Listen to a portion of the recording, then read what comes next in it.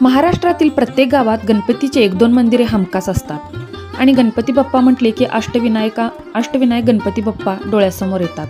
तर अशाच एका अष्टविनायकामधील एका गणपती बाप्पांच्या दर्शनाकडे निघालो आहोत.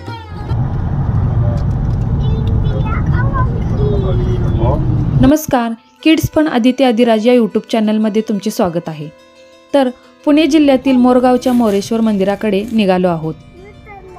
आजी आजोबांना तुळजापूरचे दर्शन घडवले आणि त्यानंतर म्हटलं अजून एक देवदर्शनाची ट्रिप करावी. याच उद्देशाने निघालो आहोत मोरगावच्या मोरेश्वर मंदिराकडे.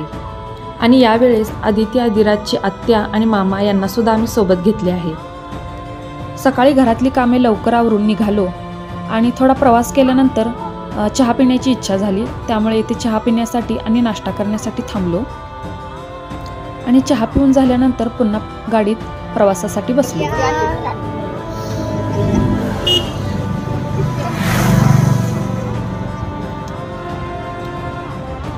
मोरेश्वर म्हणजेच मोरगावचा गणपती हा अष्टविनायकातील सर्वात पहिला गणपती म्हणून मोरगावचा मोरेश्वर ओळखला जातो. पुणे शहरापासूनच जवळच हे मंदिर आहे. मोरगावमध्ये पोचल्यानंतर मंदिराच्या आवारामध्ये पार्किंग एरियामध्ये गाडी पार्क केली आणि मंदिराकडे निघालो. या गावात मोरांची संख्या जास्त असल्याने या गावाला मोरगाव असे नाव पडले आहे. या मंदिराच्या पौराणिक कथेनुसार गणपतीने सिंधू असुराचा वध मोरावर बसून केला होता, म्हणून या गणपतीला मयुरेश्वर आणि गावाला मोरगाव असे नाव पडले. या मंदिराची रचना एका मोठ्या ढिगासारखी असून बांधकाम आदिलशाही काळात झालेले आहे. हे मंदिर उत्तराभिमुख असून त्यास 50 फूट उंचीची तटबंदी आहे. मंदिर काळ्या दगडापासून तयार करण्यात आलेले असून गावाच्या मध्यभागी असलेल्या या देवळाला 4ही बाजूने मनोरे आहेत. मोगल काळात देवळावर आक्रमण होऊ नये म्हणून या देवळाला मशिदीसारखा आकार दिला आहे. पुणे शहराभोवती असलेल्या 8 पूजनीय गणेश मंदिराच्या म्हणजेच अष्टविनायका यात्रेचा प्रारंभ बिंदू म्हणजे मोरगाव मयुरेश्वर मंदिर. अष्टविनायक यात्रेच्या शेवटी जर यात्रेकरू मोरगाव मोरेश्वर मंदिराला भेट देत नसेल तर ती यात्रा अपूर्ण मानली जाते. गाभाऱ्यातील मयुरेश्वराची मूर्ती बैठी डाव्या सोंडीची पूर्वाभिमुख आणि अत्यंत आकर्षक आहे. मूर्तीच्या डोळ्यात व बेंबीत हिरे बसवले आहेत. मस्तकावर नागराजाचा फणा आहे. मूर्तीच्या डाव्या उजव्या बाजूस रिद्धिसिद्धीच्या पितळी मूर्ती असून पुढे मूषक व मयूर विराजमान आहेत. मोरगाव मयुरेश्वर मंदिर हे अष्टविनायक यात्रेतील सर्वात महत्त्वाचे मंदिरच नाही तर भारतातील सर्वात महत्त्वाचे गणेश तीर्थक्षेत्र म्हणून त्याचे वर्णन केले जाते. हेमाडपंथी वास्तुकलेने सजलेले हे मंदिर धार्मिक ऐतिहासिक दृष्टिकोनातून अत्यंत महत्त्वाचे आहे.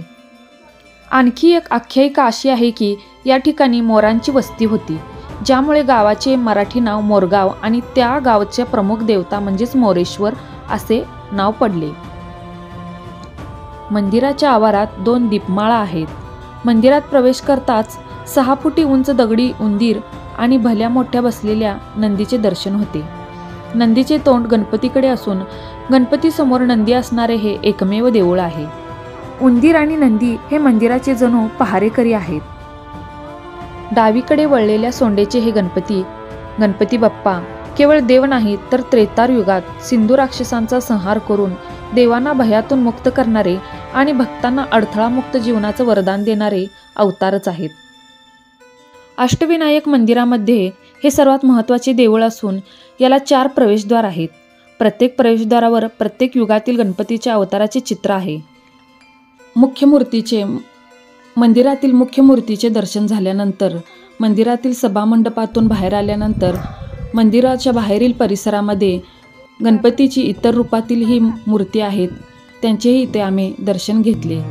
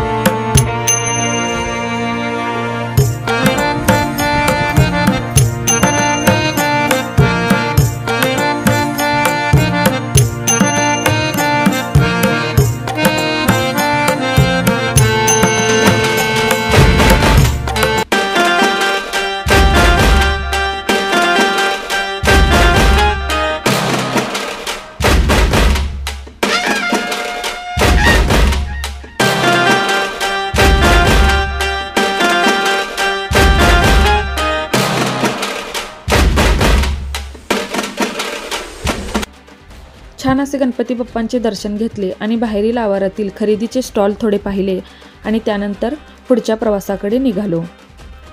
तर या व्हिडिओमध्ये आपण मयुरेश्वर गणपतीची कथा, मंदिराचा थोडाफार इतिहास, थोडक्यात सांगितलेली गणपती बाप्पांची माहिती, या मंदिराविषयीची आणि अष्टविनायक यात्रेतील त्यांचे आध्यात्मिक महत्त्व तुम्हाला आवडले असेल तर व्हिडिओला लाईक करा आणि किड्स फन आदिती आदिराज या चॅनलला सबस्क्राईब करा। धन्यवाद।